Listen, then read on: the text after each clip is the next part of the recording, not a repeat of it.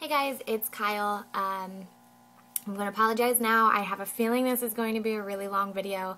I don't want to ramble, so I'm just going to go get started. This video update is about Chris and I going to the fertility specialist this past Thursday, and overall, I don't feel any more hopeful about us getting pregnant, and I don't feel any less hopeful. I'm like right where I was before I went.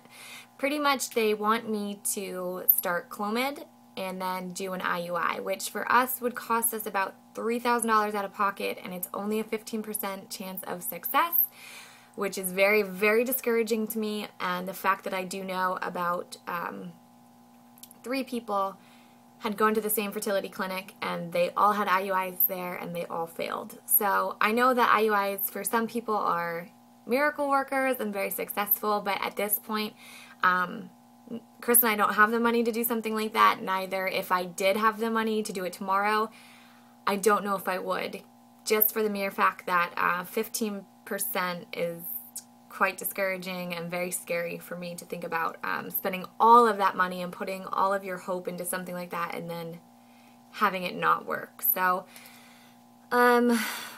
overall, the experience for me, I don't want to say it was bad.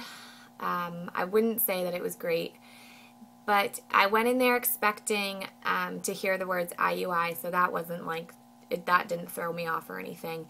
But they didn't warn me that I might have to get blood work done, and they didn't warn me about a transvaginal exam. The doctor also was kind of, I wish I had better words to describe this, but I don't want to call her names, but I feel like she was just kind of flaky. The nurse was like getting to know us more than the doctor, and I get that. Like, it's the nurse's job to explain to me everything, to make sure I'm comfortable with everything, and the doctor's there to do the procedures. So I understand that in that aspect, but this is something so huge. Sorry, hold on. Something so big as far as like someone might be creating your child. You would want to get to, trust your doctor and get to know your doctor, and that just wasn't there for me this time around anyway. And she blatantly told me she thinks I need to gain weight, which really, really irked me. I know I've said this before in one of my videos, but I have been underweight my entire life. My dad has been underweight his entire life. I'm sorry, I keep saying my dad didn't weigh 100 pounds until the 9th grade. I only weigh 100 pounds now. I'm 30 years old. Well, will be 30 years old.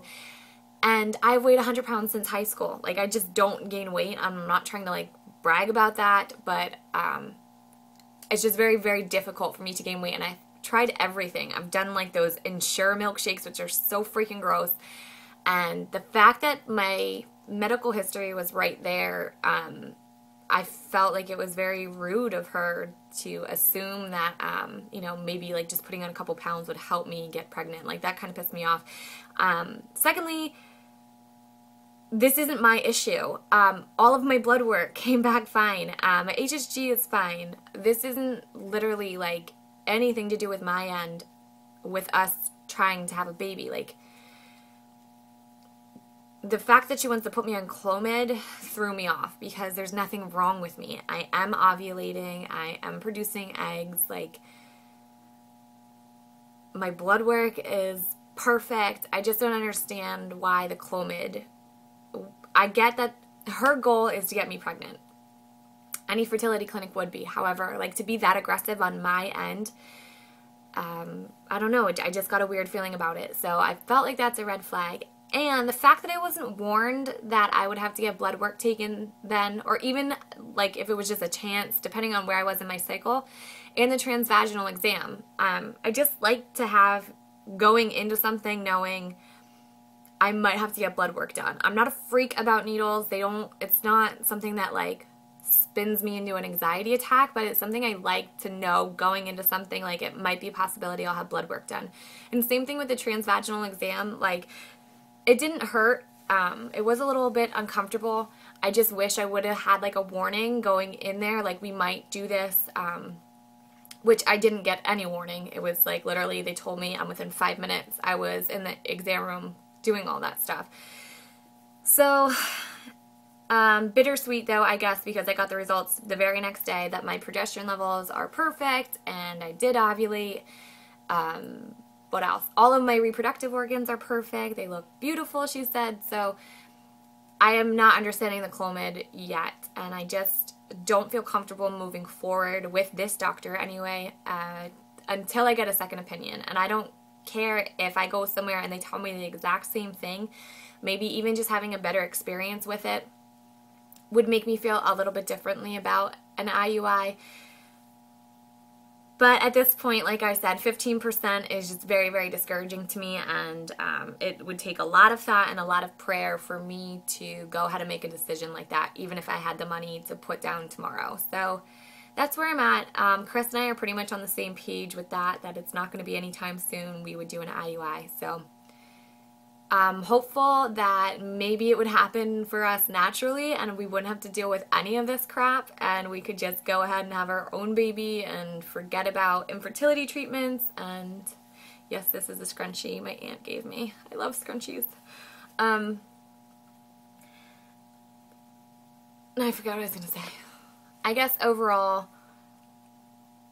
I'm feeling really good where I'm at in my life. I'm not consumed by it. I'm not thrown off by the term IUI.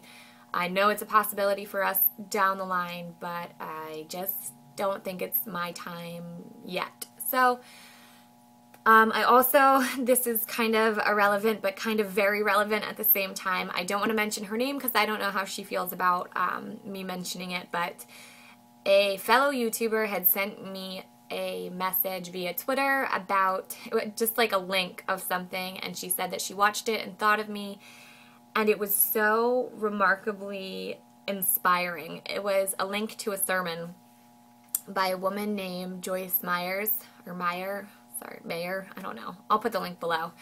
And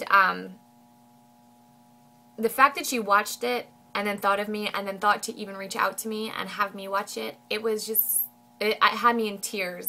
And I just wanted to say thank you so much. You really changed my life. The message I received from that sermon, which I swear to me anyway, was not just a message from the sermon. It was actually a message from God that I needed to hear it, and that's how it came to me. So thank you for that. But the message that I'd like to share with you guys is that just stop asking why, and change your message to God, I trust you. And since I've done that, my whole life has changed. I just feel more inspired to live my life for me and not worry about a baby right now.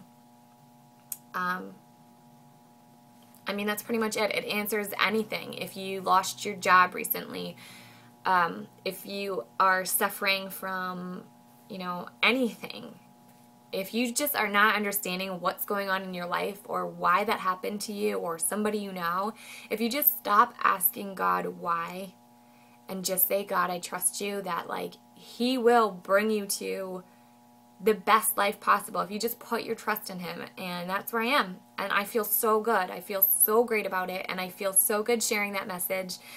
And I'm just done worrying. I feel like those past 15 months are, forever. It just seems like I've been a big I can't even say that word.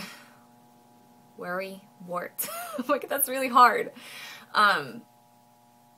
Yeah, that's all I did is worry. Am I ovulating? Is Chris's sperm not good enough? What is going on? Why is this happening to us? Why are those people pregnant when they're going to be really crappy parents? I'm done, and I feel so good. Anyway, I hope that message helps you too. And as far as Chris and I, we will be seeing a second doctor for a second opinion, just to, I guess, feel out a different experience. And until then, I'm just going to live my life for me, and I hope that you guys take something away from that. You not necessarily give up or anything. I'm not giving up. I think we put so much weight and thought into this trying to conceive that really just hinders us living the best life that we can. So anyway, I'm about to hit 10 minutes and I don't want to go over, so thank you guys for watching, and I'll talk to you guys soon. Bye.